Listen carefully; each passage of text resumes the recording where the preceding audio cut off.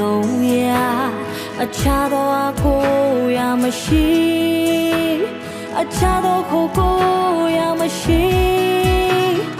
မုန်တိုင်းတိုက်လာသောအခါအခက်ခဲတွေ့လာသောချိန်ကိုတော့တပါးသာကျွန်ုပ်မျောလေးရ